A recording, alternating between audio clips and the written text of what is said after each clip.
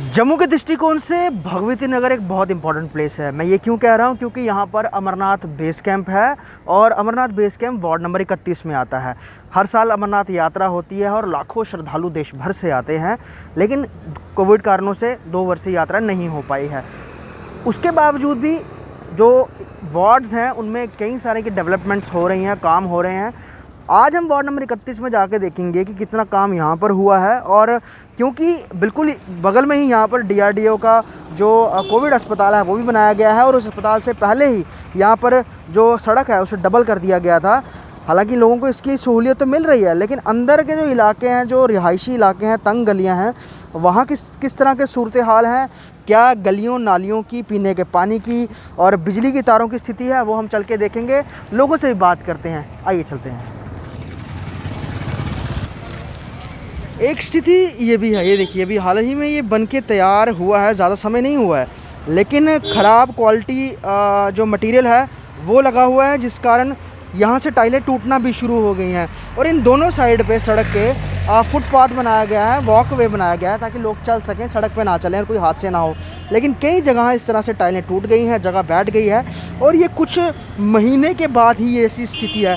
हालांकि quality work अच्छा हो, मटेरियल अच्छा हो और अच्छी तरीके से कंस्ट्रक्ट किया हो तो यकीनन जल्दी डैमेज नहीं होता। लेकिन ये सूरत हाल बिल्कुल अमरनाथ बेस कैंप के बाहर सामने की तरफ के हैं, वार्ड नंबर 31 के, और यहाँ पर आप देख लीजिए क्या हालत है, क्या सूरत हाल है। ये जो मेरे पीछे आप शख्स देख रहे हैं जो सड़क के बीच में सीमेंट लगा रहे हैं, बेसिकली वार्ड नंबर 31 का ये एरिया है भगवती नगर बेस कैंप के सामने वाली गली का।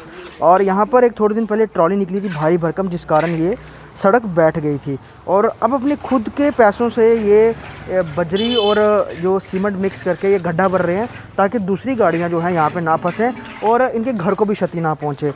क्यों करना पड़ा ये काम? तो कॉरपोरेशन का था, ये म्यूनसिपलिटी भी तो कर सकती थी, आपको करने की क्या जरूरत है? करने के भाई यार खड्डा पड़ गया सुबह, तो क्या करना, आज ही पड़ा ये खड्डा? आज ही सुबह ही।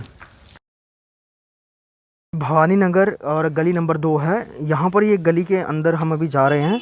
दोनों साइड यहाँ पे ड्रेन्स नहीं हैं, और हाल ही में जो बरसात है उसकी वजह से जो गंदगी है, जो मलबा है, वो सारा यहाँ पसरा हुआ है, और दिख रहा है यहाँ पर कि काफ़ी ज़्यादा मुश्किलात होती है। एक तरफ तो टाइलें भी टूट गई हुई हैं, हालांकि नाली इधर है, ये देख सकते हैं, पूरी तरह से ब्लॉक है, भरी हुई है और निकाली नहीं है। अगर निकाली हो तो शायद यहाँ से पानी निकले। दूसरी तरफ भी कुछ हद तक नाली है, और यहाँ पर तो टाइल्स भी निकली हुई हैं। हालांकि आगे तक गली ये शायद आगे भी जाती है। कुछ लोगों से भी बात करने का प्रयास करेंगे, कब से इस तरह के सूरत हाल यहाँ पर बने हुए हैं, और क्या कोई आता नहीं है देखने के लिए? ये कब से हालत है ऐसी यहाँ पर?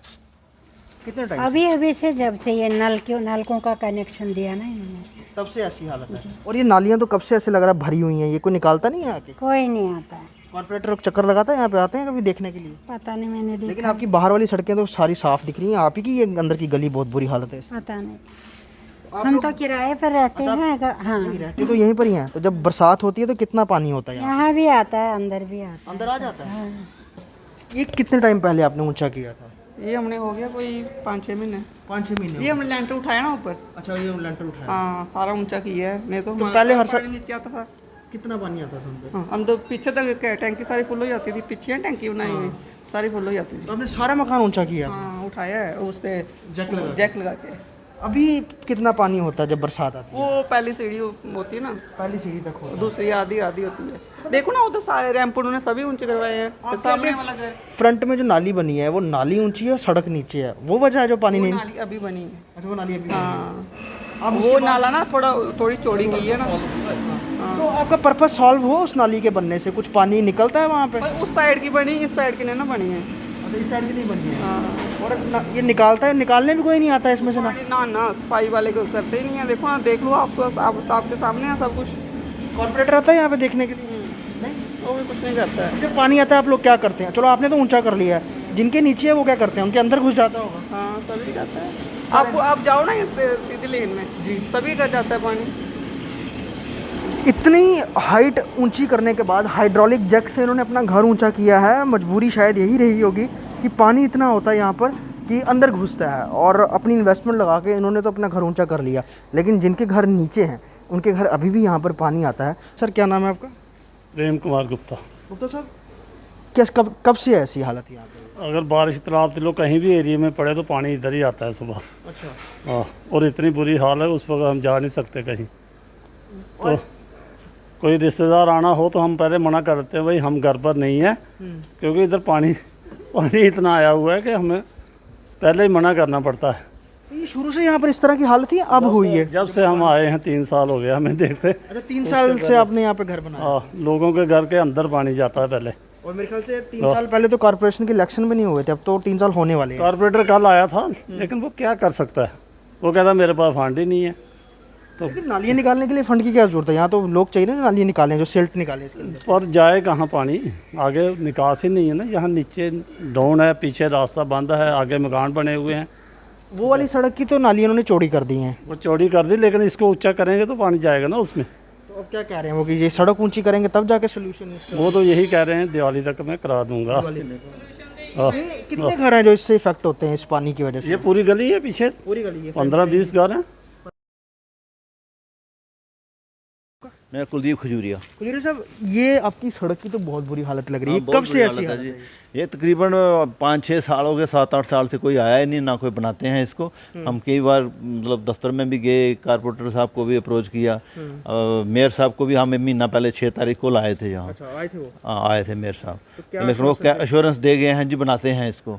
प्रपोजल भेजा है सेक्रेटरीट में अप्रूवल के लिए, तो बस देख रहे हैं उनकी तरफ के कब आएंगे कब बनाएंगे। तो उन्होंने अपनी तरफ से क्या बताया कि ब्लैक टॉपिंग करेंगे या नालियाँ एक और नाली हैं, ये इसको टाइल लगाएंगे, यहाँ पे टाइल लगाएंगे, उस वो जगदीश जी का घर है उनके घर तक टाइल लगाएंगे, और ये बाकी ये भी टाइल लगाएंगे, उसके पीछे ब्लैक टॉप करेंगे।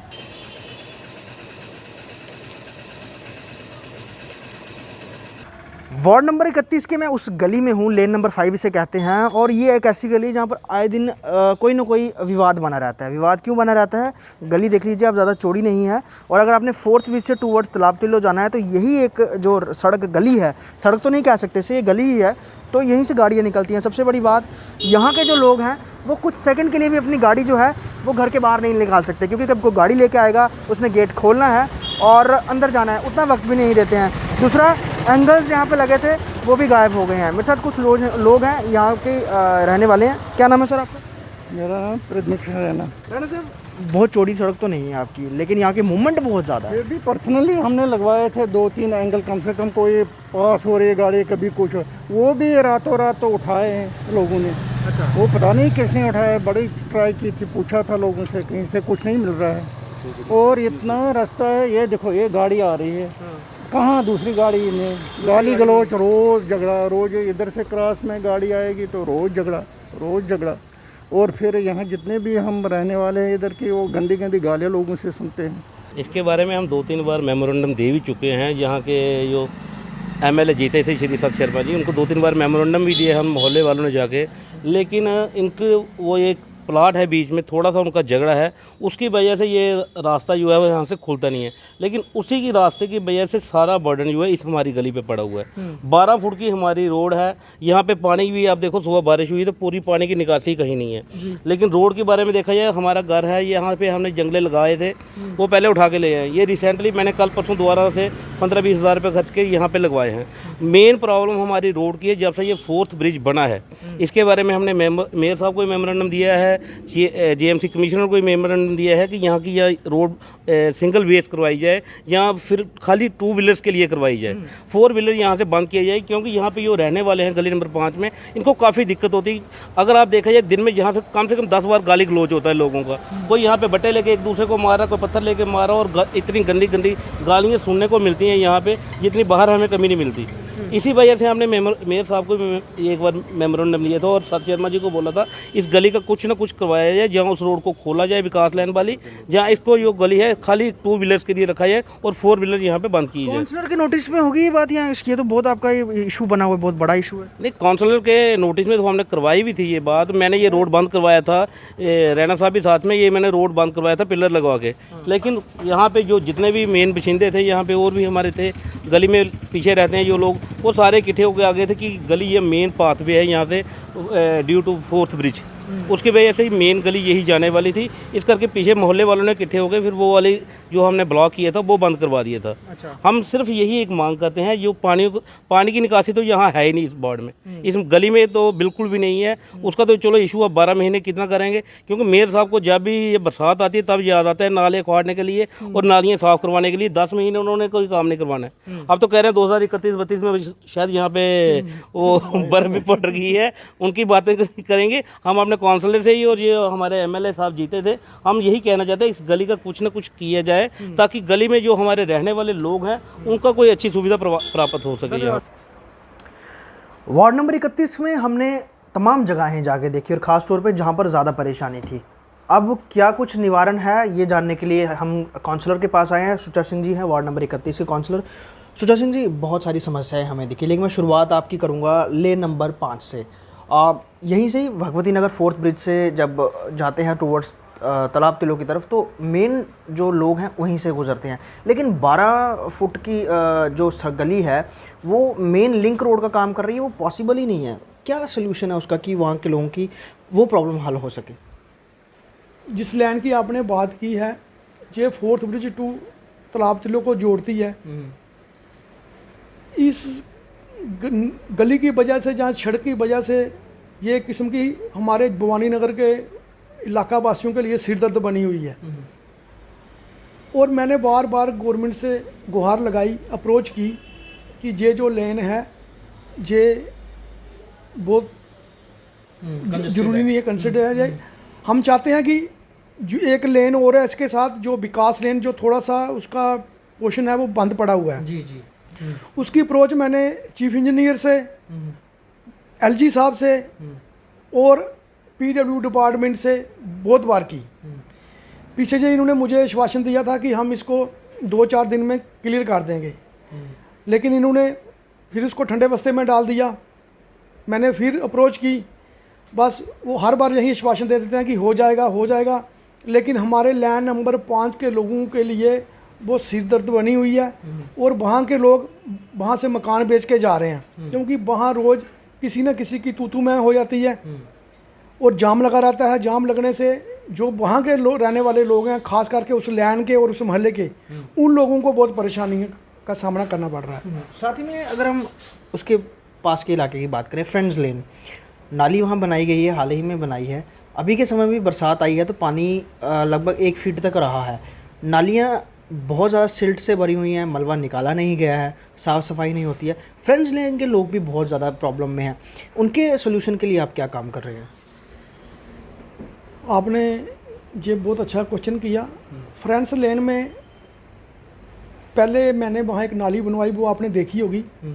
कम से कम उसकी 1.5 फुट चौड़ाई है और 3 से 3.5 फुट गहराई है।